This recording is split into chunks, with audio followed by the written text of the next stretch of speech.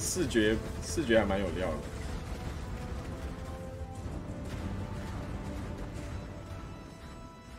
的。这个是火劫啊，这个是火劫。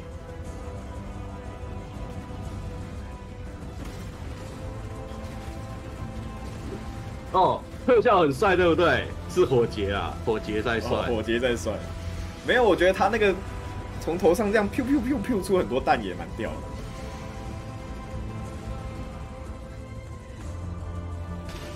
哦，古典名曰，这也是这一季终于回来可以给大家玩的东西。它范围好小哦。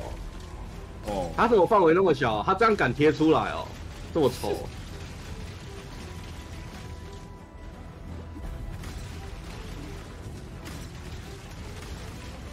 这是 build of week 嘛，对不对？就是有 build 就好。build of week 嘛，啊，就是 last week 嘛。last week 还在的人可能不多了，所以才抛出这种垃圾。哈哈哈哈。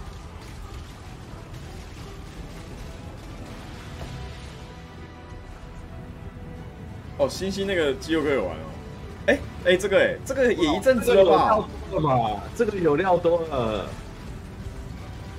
这个也很久了这个就是一直切形态，然后喷那个龙卷风。对啊。可是他形态切超快。对啊，他龙卷风很多哦，这个是什么？闪传什么？就闪传。我看不到有什么其他东西啊。不是，它是龙卷风啊。他刚在传的时候，我怎么没看到龙卷风？我瞎了是不是？范围比你的矿工点解还小。哎呦，现在大家很有钱了哦！哇塞，有料的有46000，没料的还有17000哦。我自己也来预测一下我不能预测啊。CWDT 可以上 Build of the Week 哦，独创性已经不重要了。可能也不是独创性吧，我觉得这可能是有投，还是我觉得应该是有投稿的人就那些，根本没有人知道有这个活动吧？哦，有可能。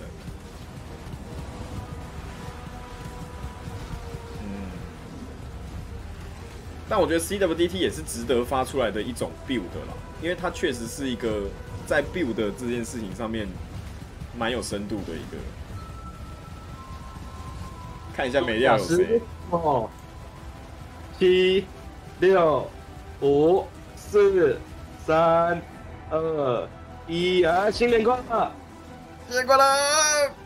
来了！怎么还没干？赶快，不要干嘛？新年快乐了！烟火呢？好了，我看完了。想看了，新年快乐了！这是什么？这是什么？这是那个冰船啊！哦，涟漪双年之瞬点燃吗？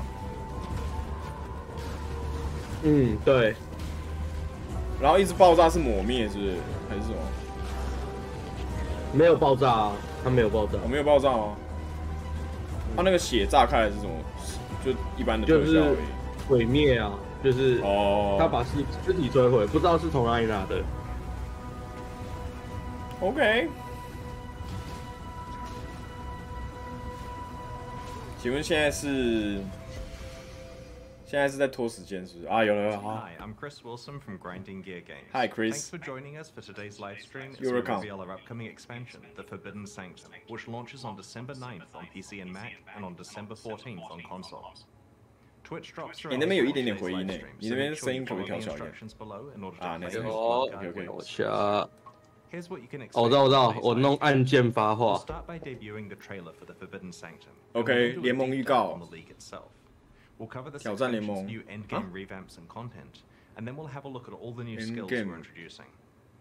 新技能有新技能，新传奇装备。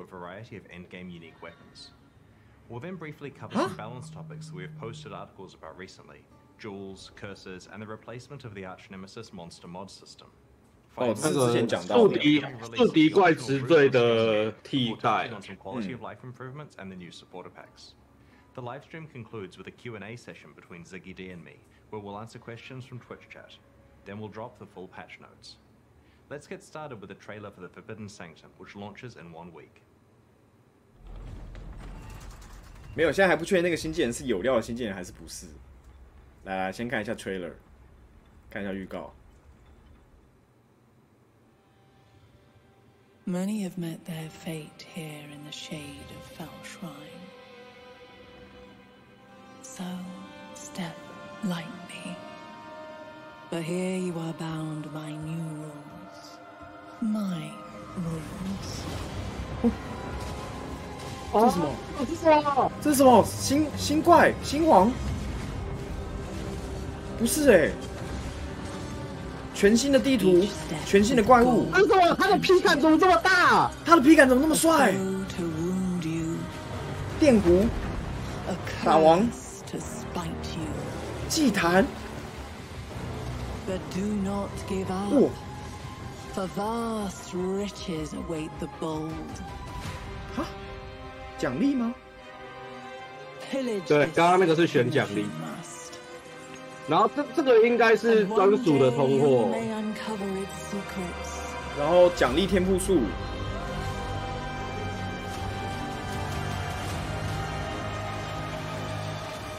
我干，有很多新的怪哎。这不是深渊的那一只吗？是吗 ？What the fuck？ 那个是我火焰版的大地震。哦 ，Endgame Weapon， 太棒了 ！Endgame Weapon 也更新了。宿敌怪，那个护枪希拉克，新的传奇，新的传奇武武器。我新的天赋，深渊，你图天赋树。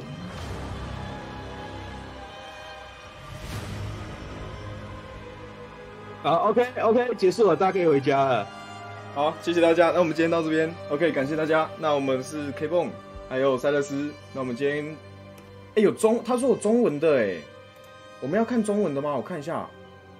也可以啊。还是我们看中文的？有吗？在哪里？有有人贴了，我看一下，来。OK， 没关系，我们重播一下，还好的。而且这个画质还行哎，上次那个画质好差哦。我的声音很小吗？不应该吗？好，你先不要说话，不是，我们没有要听你说话，我们要看中文而已，好不好？只是他那边会比较慢啦。对，他那边慢一点，没差。我们看中文的，这样大家应该比较舒服啦，好不好？我的画质也变好了，是不是？为什么？好。那我就离麦近一点。不是，你先不要讲话，我们真的只是想看画面而已。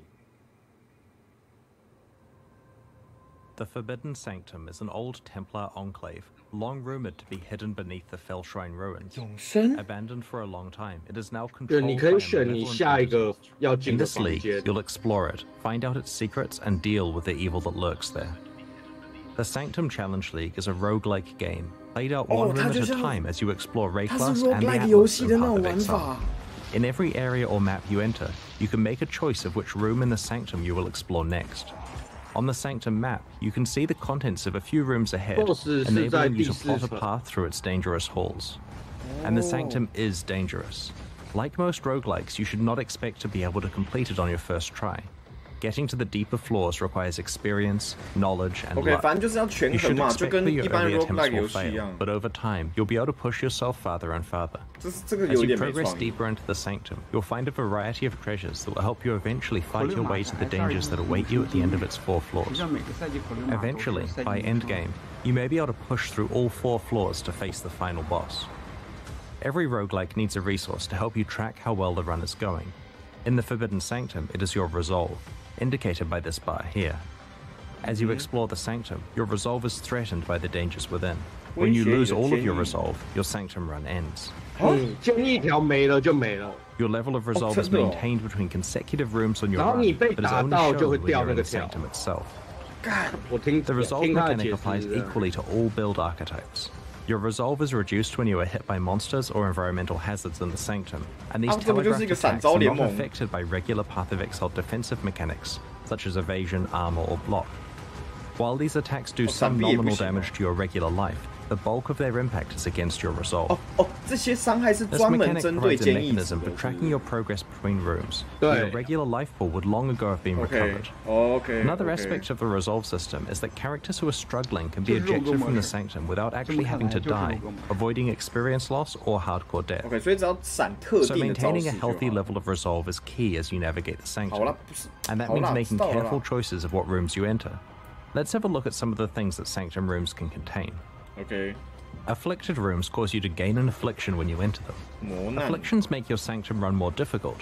For example, reducing your resolve recovery, causing rewards to become hidden on the Sanctum map, or causing Sanctum rooms to spawn volatile anomalies that follow you. These minor afflictions accumulate as you get deeper and deeper into a run, making it more challenging. Major afflictions exist and are a big deal.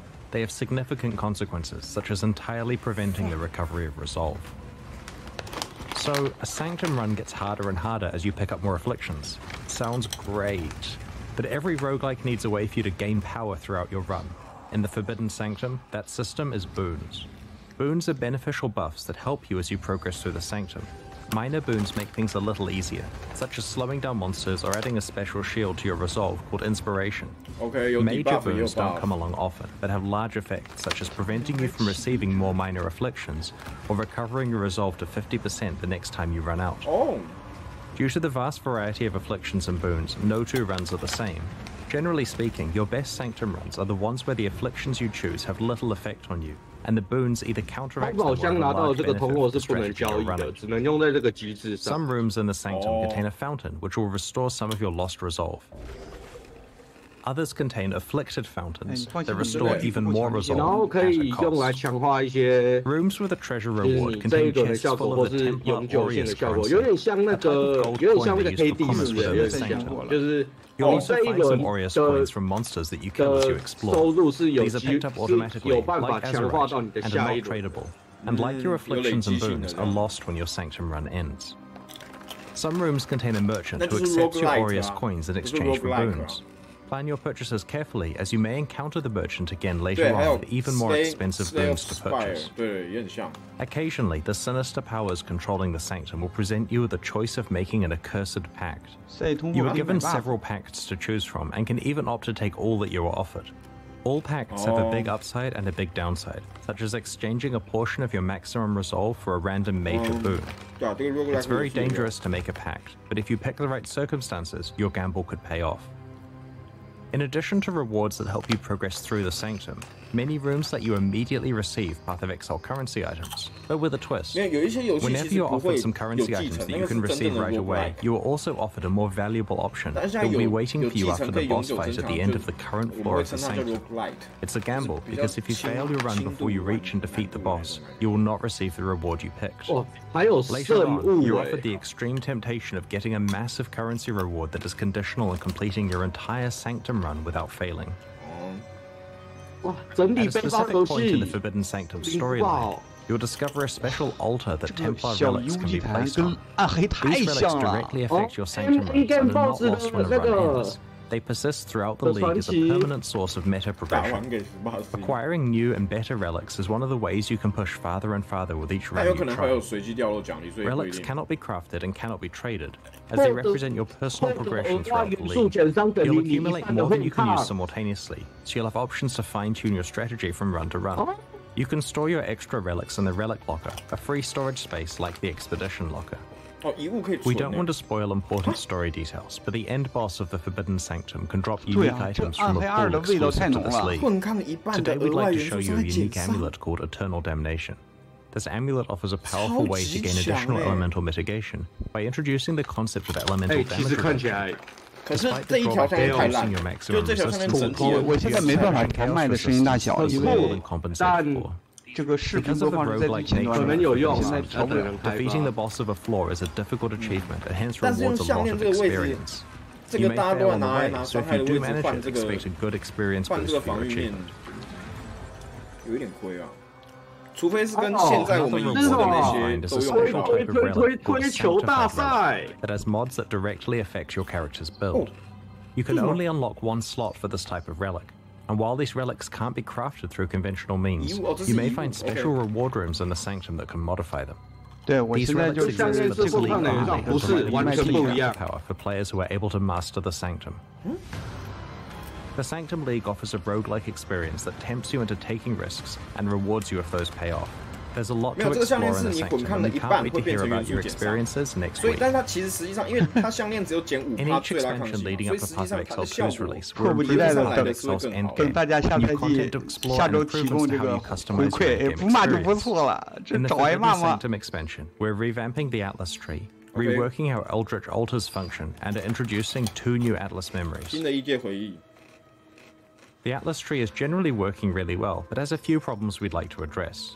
The tree offers you the ability to specialize in killing pinnacle bosses, providing extra rewards when you do so. While this sounds good on paper, it creates a situation where you're incentivized to specialize your tree for regular mapping, save up all of your boss fights, then respec fully into boss mode, and then do all of your saved up boss fights before speccing back again. Ideally, the design of the Atlas tree would let you spec into one build and then just play the game. We have removed all boss bonuses from the Atlas tree, and have baked some of them into the actual base properties of the boss fights. For example, you don't need to allocate the Gaze into the Abyss notable that makes the Elder more likely to drop a Watcher's Eye, as he just has that drop chance built in. 他是简单来讲，他是想避免说，你如果每次都要打红尊，你打红尊之前，你都要把天赋洗掉，然后去点那个增加10%掉落看守。那他现在就把那个点改掉，不必这么做，直接给你，直接送你。没错。These new passives allow you to increase the league's spawn chance to much higher levels than currently possible, and juice the league even further than before.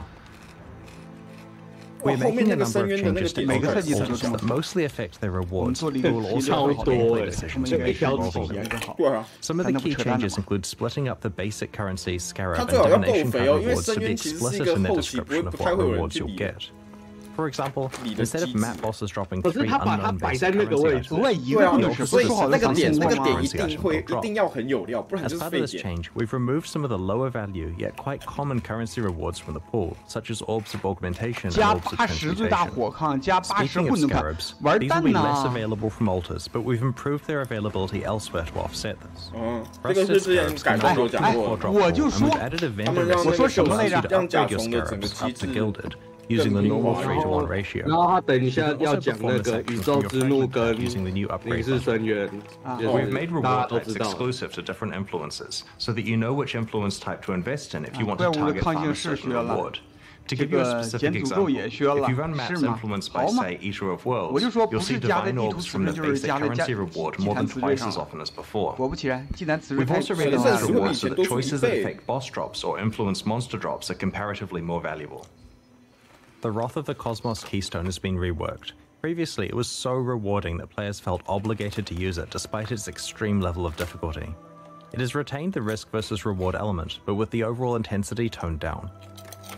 You can now also get Awakened Gems from defeating Maven Witness map bosses. This additional reward helps further balance the expected return of various types of influence. For more detail on these changes, check out the Player's Manifesto we posted last week, or the upcoming patch notes. In the Lake of Calandra expansion, we introduced Atlas Memories. When applied to your Atlas, they unlock a sequence of maps that tell the story of an NPC's past. These stories manifest specialized encounters that involve a new challenge and exciting rewards. In this expansion, we've introduced 2 new Atlas Memories, describing events related to Beastry and Domination. The Beastry memory line allows you to capture harvest monsters as beasts for your menagerie. These harvest beasts can be used in 9 new beast crafting recipes. These recipes cover an array of options. For example, you can remove one of the special modifiers from a Watcher's Eye Jewel and then add another. This can have potent results, but won't affect the life, mana, or energy shield modifiers. You can re-roll an Awakened Gem from one type to another. Another example is that you can also re-roll a Synthesis Implicit modifier. If your item has more than one Synthesis Implicit, it will randomly re-roll one of them. The Domination Atlas memory thrusts you into a tale of Pantheon gods that stand watch over their shrines. Like regular shrines, these are guarded by monsters and emit a buff that empowers the monsters until you claim that buff for yourself. This Atlas memory introduces a new set of shrines with specialized buffs, guarded by rare monsters that drop tantalizing rewards. The Forbidden Sanctum expansion introduces a new type of shard that can drop from harbingers, fracturing shards. When you combine a currency item, you get the fracturing orb, which behaves the same as the fracturing harvest. It can be used on any rare item with at least 4 modifiers. When the orb is applied, it locks one of the modifiers in place so that further crafting efforts do not affect that modifier. Items fractured in this way can only have one fractured modifier. Previously, this crafting option was gated behind the Oshabi fight and harvest. Now that it has been rehomed to Harbinger, the harvest crafting option is no longer available. This means that you'll be able to use your harvest life force and Oshabi kill on other crafts. Because fracturing shards drop from harbingers, you'll be able to target them by staking into harbinger content on your Atlas tree. The Forbidden Sanctum expansion introduces a number of new skill gems. In addition to some new melee file skills we'll discuss later in the livestream, there are 2 totally new skills that we'd like to unveil today. Volcanic Fissure is a new fiery slam skill that can be used with staves, maces, axes, and armed attacks. To create a chasm that winds towards your target. This chasm can cut around corners before erupting if the fissure gets as close as it can reach. It releases a burst of fiery projectiles that explode or strike in the ground. Enemies hit by multiple impacts will take a lot of smash damage. Use it upwards for reliable bursts of damage or aim far away to damage a larger area. Frozen Legion is an unusual spell, summoning a ring of icy statues that attack with your own weapon damage. The skill has multiple cooldown stacks and consumes all cooldown uses at once to summon a statue for each available cooldown. The statues perform a sweeping ice slash, and these sweep damage这个技能要等， against targets. 对德瑞索那招， The spell 那 can 这个 be 技能 used 要 with 等，是不是 staves, 超 maces, 适合 and 配释放？ The skill is particularly powerful with slow, heavy weapons, as while the statues will use your attack speed, you should instead prioritize the spell's own cast time. 雕像吃我的攻速。 这个我还记得 This 超帅 expansion 的。 also introduces many new Val melee 雕 skills. 像吃我的攻 As you 速，然 know, 后我他妈 equipping 还 a 要 Val 再乘 skill 时 gem 速。 grants you both 哦，没有，就不要乘 the 时速了，不要乘时速了，就释放。 As you kill enemies, the gem charges up with their souls, and after a 什么 certain 什么 number 瓦尔 of 山 collected, 大， the Val skill can be used once. 黑旗在吧？ Most 瓦尔 of the 山 new 大 Val。skills introduced in this expansion are melee skills, and this results in an 好 infinite 帅 buff to 哦 any！melee 哇， skills 蹦蹦蹦蹦，然后 skills. Oh my God， Where previously you just be using your melee skill to kill enemies, you now get to periodically use 刚 a 刚什么？ super-powered version of the skill. If you like Flicker Strike, you'll love Val Flicker Strike, as it really sells the concept of letting fate take the wheel. Val Flicker Strike causes you to flicker dozens of 外 extra 闪现 times. 几十次， During this time, you don't deal any damage to the enemies you slash. You're quite 闪现 vulnerable 过 due to 程 not 不会， leeching 他 or 是一大 generating 师是不 fortify 是？ stacks. When you finish flickering, if you survived, of course, you'll be rewarded with a single huge hit of damage against each enemy 一 you 大 slash. 师是不是？ Val Cleave is a new Val skill that buffs the behavior of its non-Val version, in a similar way to how Val Reeve 哇哇，你 works. 有看到他那个刀 Val 吗？ Cleave triggers 2 buffs, one when you kill a rare enemy, and one when you kill either a rare or unique enemy. The latter is a strong buff to regular cleave, which you can keep up almost permanently if you're able to 这好 kill 多 rare 人 or 喜欢 unique 好多 enemies 赛季的 often 东西 enough. 了，瓦尔山大。 The bonus for killing a rare enemy is that you get to steal its mods for a time. You can enjoy part of the power of having a headhunter without actually needing to find one. Overall, Val Cleave is a pretty powerful upgrade to any melee build that could run Cleave. That +2 radius buff is looking pretty good now, 看 right? 他妈还自己在那边嘴自己加2半剂， We'll 妈的！ showcase the other new Val skills we're introducing over the coming week. The Forbidden 新的， Sanctum 还有 expansion 新的。 introduces over 15 new unique items, from Sanctum exclusive uniques to ones that can be found from Path of Exile's pinnacle bosses.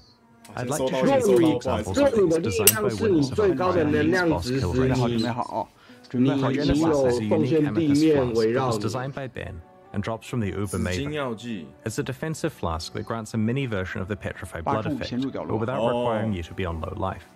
This is a useful tool to prevent you getting 法 one-shot by 2 级 large 的 amounts 法 of 术 incoming 可以 damage 穿 in scary 刺， situations. 增加法术的穿刺效 Doctrine 果。 is a unique jewel that was designed by 弱力量是你 Romans 最高的属 and 性， drops 当 from 你静 Uber 止时脚下 Venarius. 产生风险地 By 面，智慧是 manipulating 你 your 最高级， attributes, 暴 you 击 can 时 change 产 how 生 this jewel 亵渎 behaves. 地面。 While the ideal dream outcome is that you manage to get your strength and intelligence tied for highest, enabling both of the benefits simultaneously, 力量 the 是你最 jewel 高 is 的属 still 性，就 very 有 powerful if it only grants your 这个不 choice 是 of 直接屌 permanent 打， consecrated ground or 这 permanent 不就直接 profane 屌打 ground. 判官升华？我们 And 都不用点升华 Transport 了。 is a pair of unique gloves that were designed by Gucci Pradas and dropped from the Uber Shaper. 对， Currently, the ways to get spell 用 and 法 veil 术 are 造 very 成穿 limited. 刺。哦 These gloves provide the powerful property of causing all of your 还有 spells to 钢铁 impale 呼 on crit. 唤，干 So let's talk about unique weapons, specifically endgame unique weapons. In many ways, the weapon is the most iconic and important item on a character, so it's very important that we make them exciting and worthy of their unique status. So exciting! While some unique weapons have special properties that enable entirely new builds, others are best compared to powerful rare items as a primary source of your character's damage. We have to be very careful when pitching the power level of these unique weapons. If they're not powerful enough, then they're useless and they're ignored. But if they're too powerful, then they discourage entire archetypes of characters from trying to find or craft rare weapons. Interestingly, the above problem doesn't apply to belts. Despite Mageblood and Headhunter both existing as extremely powerful unique items, people still craft plenty of rare belts. That's because Mageblood and Headhunter are extremely rare, and people don't actually expect to reliably get one in the league. 是变好还是变坏？高于猎手的破城斧更核心就是整个误伤被调高啊，对不对？But underused unique weapons to the same tier of rarity as Mageblood and Headhunter. We are buffing them a gigantic amount and making them incredibly hard to find. Remember when Starforge used to be an exciting item? Well, after this change, 我跟你讲，你看核心的。 It still drops the Shaper and the Uber Shaper that'll take a lot of runs or a lot of luck to earn it. 我跟你讲，核心劈砍 ，OK， 开始砍，核心劈砍。 We have targeted around 10 iconic underused unique weapons and have generally buffed only their damage stats by a lot. 30品，470开万。 We've made a number of changes to jewels that are covered in a recent balance manifesto, but in case you missed it, we want to quickly summarize what the changes are. In the Forbidden Sanctum expansion, we have made jewels a better source of ailment mitigation by buffing the values of ailment-focused jewel modifiers and adding new modifiers that enable mitigation to a wider variety of ailments. We've also removed some ailment mitigation modifiers that were only available on jewels through corruption, because there are now better options through the regular jewel mod pool.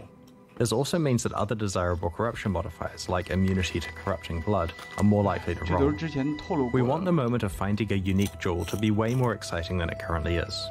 We've added a handful of new, very powerful unique jewels and have removed some old, less interesting ones. An example of one of these new unique jewels is Firesong, which propagates any modifiers to ignite mitigation to other elemental ailments. If you're able to substantially reduce the duration of ignites on you, then you can use Firesong to basically shrug off any elemental ailment. For full information about the other changes to unique jewels, check out the Balance Manifesto post we made recently.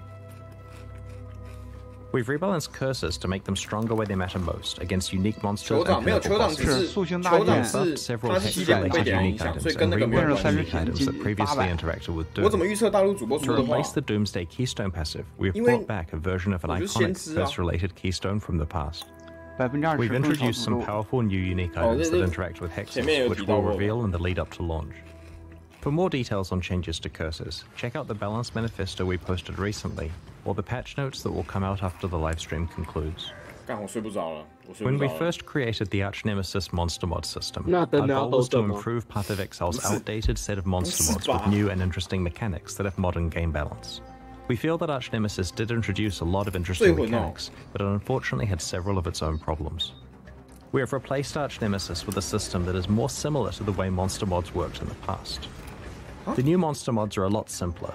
They now each do one thing and very clearly state what they do. Each encounter with a rare monster is now less complex and is easier to understand in the heat of combat compared to Arch-Nemesis.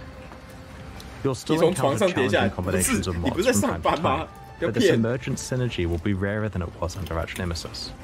The goal is that combat is interesting and varied, with moments that get your heart racing, but without the frustrations of the Arch-Nemesis system.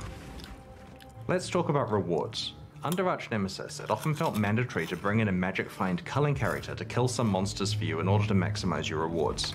In the new system, we've added a significant pool of new rewards to rares, but the reward that is on the monster is hidden and not associated with a specific mod, so you don't know what kind of rewards you will get until you kill the monster. Rare monsters with more mods are more likely to increase reward bonuses. To find out more about other balance changes that are taking place in the Forbidden Sanctum, check out the patch notes which will be available when the livestream ends. Over the last year or so, some of our senior developers have been tinkering with a more challenging way to play Path of Exile. We've been publicly alpha testing this mode, known as Ruthless, for the last month, and are planning to make it available to anyone who's interested alongside the launch of the Forbidden Sanctum next week. Ruthless is an optional additional character flag, like Hardcore or Solo Self-Found, that completely changes how Path of Exile feels to play. Ruthless is a lot more difficult than regular Path of Exile. But it doesn't achieve this by making the monsters harder to kill. It instead focuses on reducing character power through extreme item scarcity, limited crafting, and many other changes such as support gems being drop only. We've posted an article about the philosophy and rules of Ruthless on pathofexile.com/ruthless. We plan to release this mode alongside the Forbidden Sanctum expansion in a week. In addition to being a character flag like hardcore or solo self-found, it's also available as a modifier for private leagues. To be clear, the Forbidden Sanctum League content can be played in Ruthless with appropriately balanced rewards. Ruthless is still very experimental during 3.20, and we won't be afraid to make mid-league balance changes to it during this experimental phase. Ruthless is not for everyone, but so far it has found a supportive and growing group of players who enjoy the additional challenge that it brings. If it sounds like something you're interested in, then try it out next time you're looking for a new way to enjoy Path of Exile. This expansion also contains a number of small quality of life improvements.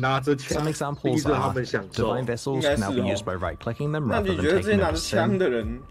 On the player overhead life bar, the energy shield bar is split into a separate bar. You can now right-click an item as well as its layout. And most importantly, beast crafting recipes that add mods to flasks now actually say what the mods do. We'll post more information about these and other quality of life improvements in the lead up to release. Today we're launching 2 new series of supporter packs, the Forge and General packs. Each tier contains the pack's full face value and points, plus several exclusive microtransactions. These packs will only be available for the duration of the Sanctum Challenge and will leave the store forever in 3 months. As always, these microtransactions are entirely cosmetic and do not affect your character's progression or power. The Forge series of supporter packs contains 6 exclusive microtransactions.